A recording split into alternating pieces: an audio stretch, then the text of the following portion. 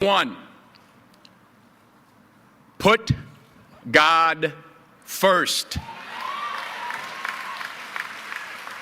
Put God first in everything you do.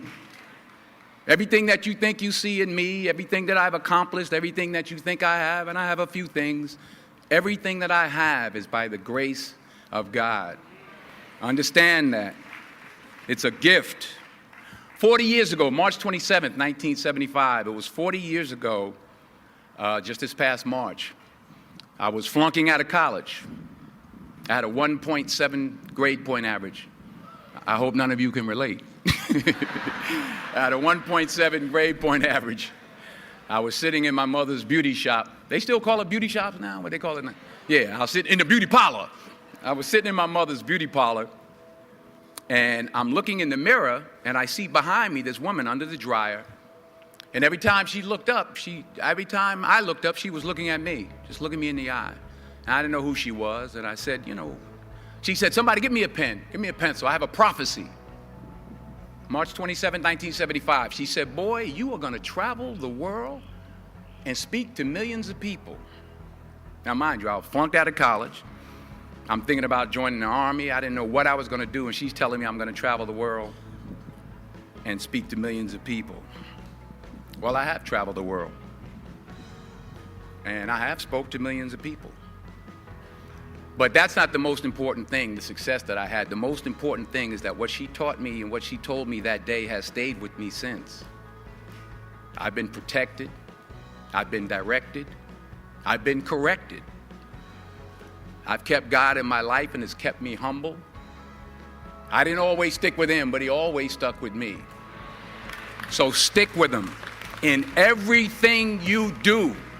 If you think you want to do what you think I've done, then do what I've done and stick with God. Number two, fail big. That's right. Fail big. Today is the beginning of the rest of your life, and it can be very frightening. It's a new world out there. It's a mean world out there, and you only live once. So do what you feel passionate about. Take chances professionally. Don't be afraid to fail. There's an old IQ test, was 9 dots, and you had to draw 5 lines with a pencil within these 9 dots without lifting the pencil. The only way to do it was to go outside the box. So don't be afraid to go outside the box. Don't be afraid to think outside the box. Don't be afraid to fail big, to dream big. But remember, dreams without goals are just dreams, and they ultimately fuel disappointment. So have dreams, but have goals. Life goals, yearly goals, monthly goals, daily goals.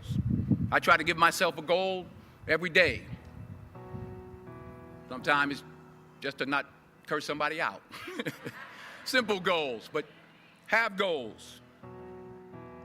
And understand that to achieve these goals, you must apply discipline